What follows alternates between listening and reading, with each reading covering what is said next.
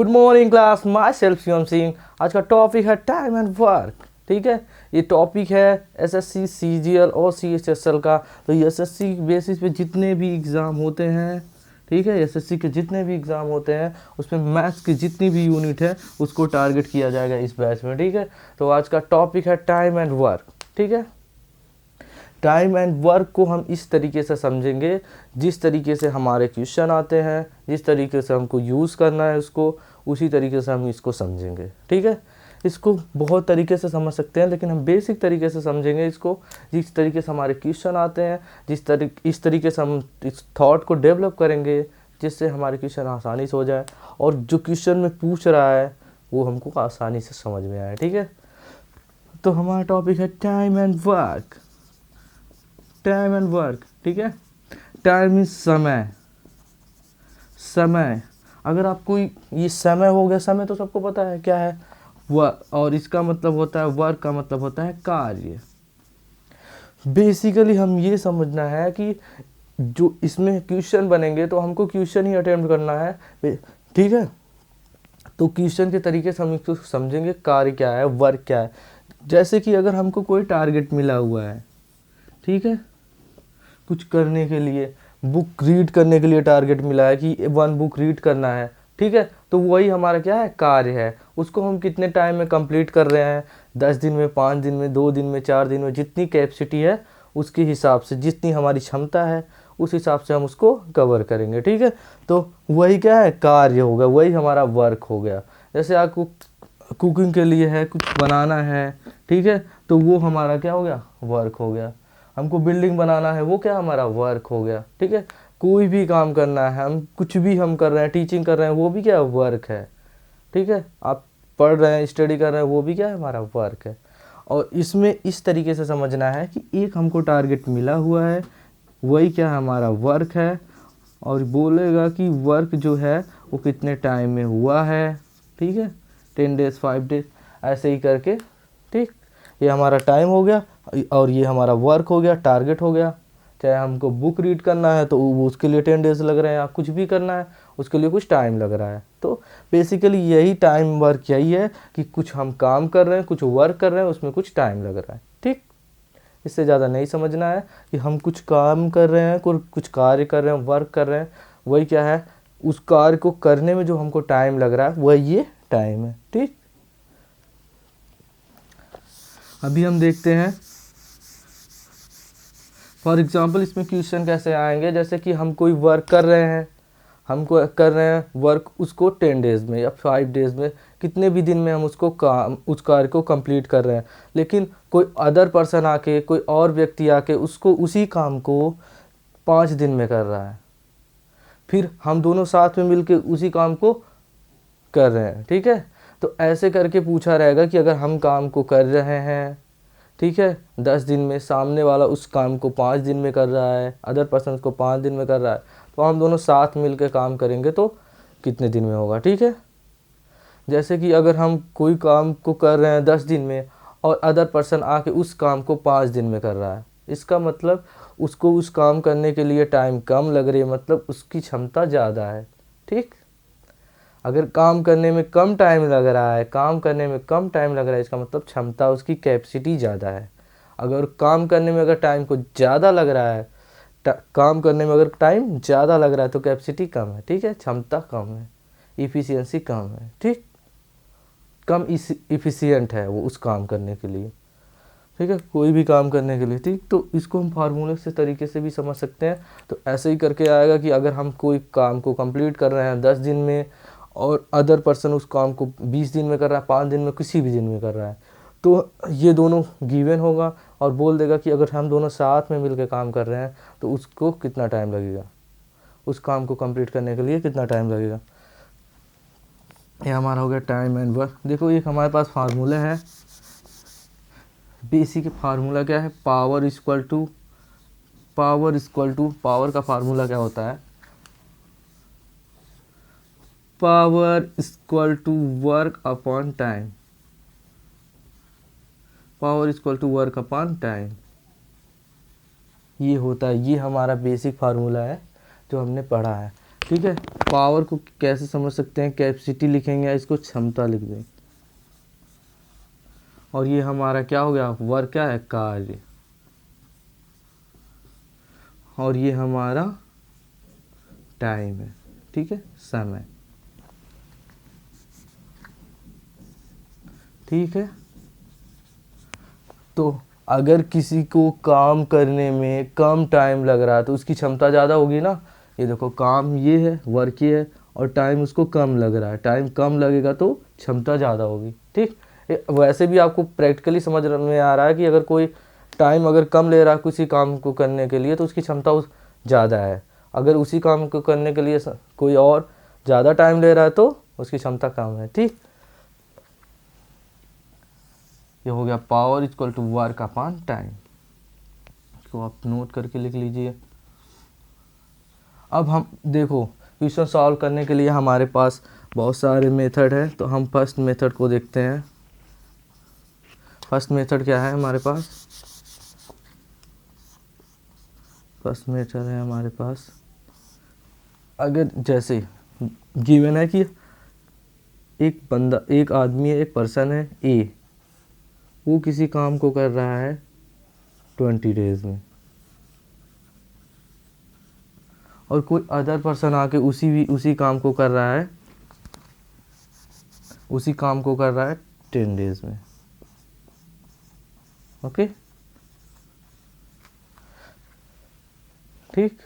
हम किसी काम को, ये तो मैं हूँ फॉर एग्जांपल, ये मैं हूँ, मान लो किसी काम को कर रहे हैं 20 दिन में, और कोई और पर्सन आके उसी काम को 10 दिन में कर रहा है। ठीक। तो हमको फाइंड करना है ये दोनों जब साथ में मिलेंगे तो उस काम को करने में कितना टाइम लेंगे। ठीक। आसानी से समझो, अगर हम किसी काम को करने के लिए 10 दिन ले रहे हैं और आप उसी काम को करने के लिए 20 दिन ले रहे हो, ठीक, या हम 20 दिन ले रहे हैं, आप 10 दिन ले रहे हो, तो अगर हम दोनों साथ में मिलकर उसी काम को करेंगे तो कितना टाइम लगेगा। ठीक। इसके लिए मेथड है, आसानी से समझना। देखो, हमको एज्यूम करना है वर्क को एज्यूम करना है कि वर्क कितना यूनिट है। हम इसको एज्यूम कर सकते हैं वर्क 100 है, 20 है, 30 है, 40 है, 50 है, 60 है, कितना भी एज्यूम कर सकते हैं कि कितना भी हो सकता है, क्योंकि इसमें गिवन नहीं है तो हम एज्यूम कर लेंगे कि कितना भी वर्क है। ठीक। तो एज्यूम करने के लिए हमारे पास एक मेथड है एलसीएम मेथड से हम एज्यूम करते हैं इन दोनों का एलसीएम लेके। इस तरीके से एज्यूम करेंगे कि इन दोनों का एलसीएम हो। ठीक। इस तरीके से एज्यूम करेंगे कि इन दोनों का एलसीएम हो, इसलिए कि अगर ये एलसीएम रहेगा ए का और बी का तो हम बाद में जब इफिशियंसी निकालेंगे तो ये आसानी से कट जाएगा और फ्रैक्शन में वैल्यू नहीं आएगी। इसलिए वैसे आप 10, 20, 50 कुछ भी ले लेंगे, उससे कोई प्रॉब्लम नहीं, वैल्यू आ जाएगी सेम। ठीक है, यहाँ पे कुछ भी ले सकते हैं। तो हम एलसीएम मेथड से चलेंगे तो क्वेश्चन आसानी से सॉल्व होगा। और अगर किसी और मेथड से चलोगे, अगर यहाँ पे 100 ले रहे हो तब भी हो जाएगा, 50 लोगे, 10 लोगे, 1 लोगे, कुछ भी लोगे तब भी सॉल्व हो जाएगा, बस वैल्यू थोड़ा फ्रैक्शन में आ जाएगी। ठीक। इन दोनों का एलसीएम ले लेते हैं। ठीक। तो कितना हो जाएगा, ये है 5 2 और ये है 5 4, 2 × 2। ठीक है। 10 को क्या लिख सकते हैं, 5 × 2, और 20 को लिख सकते हैं 5 × 2 × 2। ठीक। तो इसका एलसीएम लेंगे तो क्या कॉमन हो जाएगा, 5 कॉमन हो जाएगा, 2 कॉमन हो जाएगा, और ये बचेगा। तो हम एलसीएम इसका हो जाएगा 5, 2 और 2। ठीक है। इसका एलसीएम कितना हो गया, 20। ठीक। एलसीएम हो गया 20। ये हमारा क्या है, वर्क, टोटल वर्क। ठीक है, ये हमारा टोटल वर्क हो गया। अभी देखो, ये जो बी है, देखो बी कितने दिन में कर रहा है, 10 दिन में, ए कर रहा है 20 दिन में। ठीक है, और टोटल वर्क हमारे पास कितना हो गया, 20 हो गया। अभी इफिशियंसी निकालते हैं। ए की इफिशियंसी निकालना है तो क्या करेंगे, इफिशियंसी निकालना है या क्षमता निकालना है तो वर्क अपॉन टाइम। तो वर्क कितना है 20, टाइम कितना है 20, तो 20/20 कर देंगे, कितना आ जाएगा 1। ठीक। और इसका फिर इसका अगर इफिशियंसी निकालना है तो क्या करेंगे, 20 वर्क कितना है 20 है और डिवाइड करेंगे 10 से, तो इसका आ जाएगा एफिशिएंसी 2। ऐसे ही समझ सकते हैं कि अगर ये काम करने के लिए, कोई काम करने के लिए अगर टाइम ले रहा है 20 दिन और ये वही काम करने के लिए 10 दिन ले रहा है, तो अगर ये टाइम कम ले रहा है, इसका आधा टाइम ले रहा है, तो इसकी क्षमता क्या है, ए से डबल है। ठीक, ये मेथड से ही समझ लीजिए, वैसे ही समझ लीजिए। अगर आप किसी काम को करने के लिए 20 दिन ले रहे हैं और वही काम करने के लिए हम ले रहे हैं 10 दिन, तो मेरी कैपेसिटी क्या है, आपसे डबल है, क्योंकि हम आधा टाइम ले रहे हैं। ठीक, हाफ टाइम ले रहे हैं। अब पूछा है कि अगर ए और बी दोनों साथ में काम कर रहे हैं, ए और बी दोनों साथ में काम कर रहे हैं, तो टाइम कितना लगेगा। ठीक है, टाइम निकालना है ए प्लस बी का। ठीक, तो वर्क तो उतना ही है। वर्क कितना है हमारे पास, वर्क वही है 20, वर्क हमारे पास 20 है। बट कैपेसिटी अब किसकी हो जाएगी, ए और बी दोनों साथ में काम कर रहे हैं, तो इसकी कैपेसिटी 2 है, इसकी 1 है। ठीक है, इसकी 2 है, इसकी 1 है, तो दोनों साथ में मिलेंगे तो कैपेसिटी कितनी हो जाएगी 3, 2 + 1। ठीक, तो ये आ जाएगा 20/3। ये हमारा फाइनल आंसर है। ठीक, टाइम इक्वल टू क्या होता है, वर्क अपॉन इफिशियंसी या क्षमता। तो यहाँ पे देख लो, ये इस साइड जाएगा तो हम इसको ऐसे भी लिख सकते हैं। यहाँ पे देखो, टाइम इक्वल टू लिख सकते हैं वर्क अपॉन क्षमता, लिख दो सीधे तरीके से, जो आपको समझ में आ जाए आसानी से। ठीक है, तो वर्क कितना है, वर्क तो 20 ही है। क्षमता क्या है, ए प्लस बी दोनों साथ में काम कर रहे हैं, तो ए की क्षमता 1 है और बी की कितनी है 2 है, तो 2 + 1 कितना हो जाएगा 3। ये हमारा आंसर आ गया। ठीक, एक क्वेश्चन है हमारे पास एसएससी सीजीएल 2022 का। ये क्वेश्चन है हमारे पास एसएससी सीजीएल 2022 का। इसमें क्या है, सेम क्वेश्चन है कि अगर एक आदमी एक काम को कुछ टाइम में कर रहा है, कितना भी टाइम ले रहा है, अगर कितना भी टाइम ले रहा है कर रहा है, ठीक है, और बी उसी काम को कुछ और टाइम में कर रहा है, तो अगर ये दोनों आपस में एक साथ मिलके काम कर रहे हैं तो कितना टाइम लगेगा। ठीक, इससे पहले इससे बेसिस एक क्वेश्चन हो गया था, तो क्या है, a can do a certain work in 50 days. ठीक है, ए जो है वर्क कर रहा है वो कितने टाइम में कर रहा है 15 डेज में, और बी वही काम करने के लिए कितना टाइम ले रहा है, बी वही काम करने के लिए ले रहा है 21 डेज।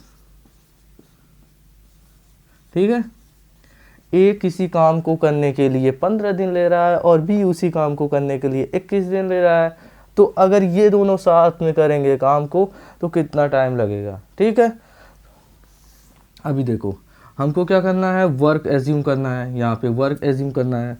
ठीक है, तो वर्क क्या होगा, इन दोनों का एलसीएम होगा।